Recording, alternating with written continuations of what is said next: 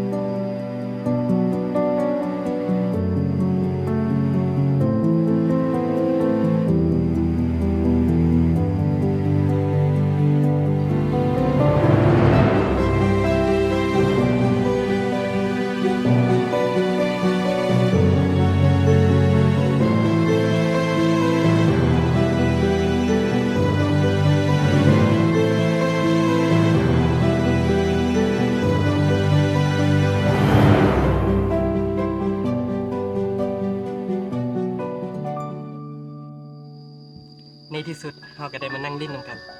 คิดจังไดนี่คือมากับไอ้นี่น้องก็ยังโสดอยู่แล้วเบิ่งอ้ายคือยังสิเป็นคนดีน้องก็เลยเปิดโอกาสให้อ้ายกับน้องได้เฮ็ดความรู้จักกันฮู้บ่ไอ้นะสนใจน้องตั้งแต่มื้อแรกที่มาเฮ็ดเวียกแล้วแต่มื้อนั้นเราบ่มีโอกาสได้ลงกันซื่อแพ้วอ่ะน้องยังบ่คิดซ้ำว่า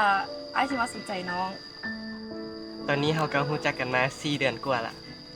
น้องสิว่าหยังบ่ถ้าไอ้อยากจะคบหาดูใจกับน้องอ้ายว่าแท้ว่ะอ้ายบ่ได้ตัวน้องติเอ้าแท้ๆแล้วเนาะบ่ซันไอ้สิชวนน้องมาเดท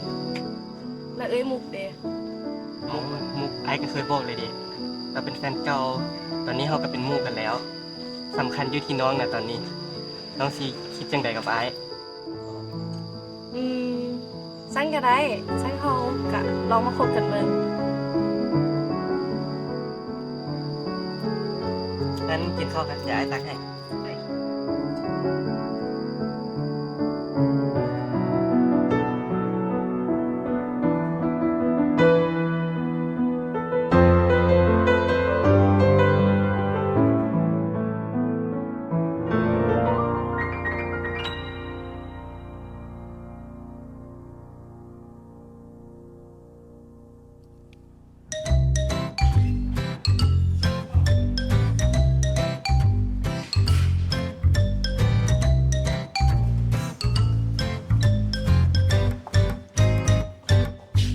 เอาสองคนนี้คือสนิทสนมกันแท้ พอดีไอ้กับดาวเป็นแฟนกันนะก็เลยไปรับดาวมาเฮ็ดเวียก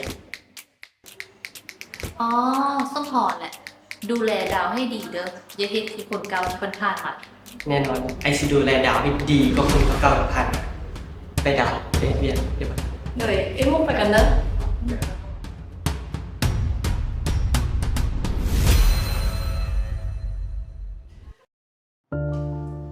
จังได๋หมุกที่เขาไปคือลงกับค่าประกาศให้อธิบายก่อน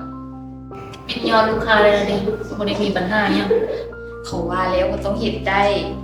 ถ้าสั้นเดือนนี้ทีมขายเฮากับบรรลุ1ตื้อขอบใจหลายๆเด้อเอ้าแล้ววันเฮ็ดหน้าเศร้ายังบ่ดีใจวะ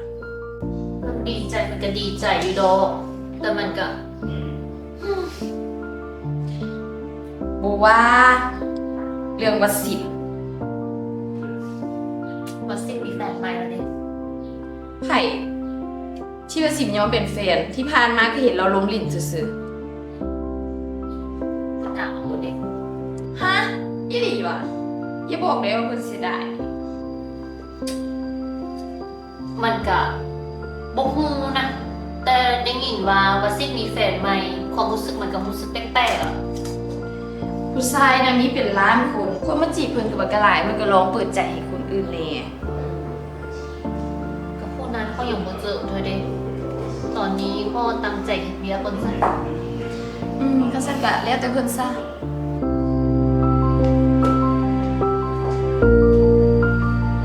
จับมือหนึ่งค่อยต้องพบคนนั้นให้ได้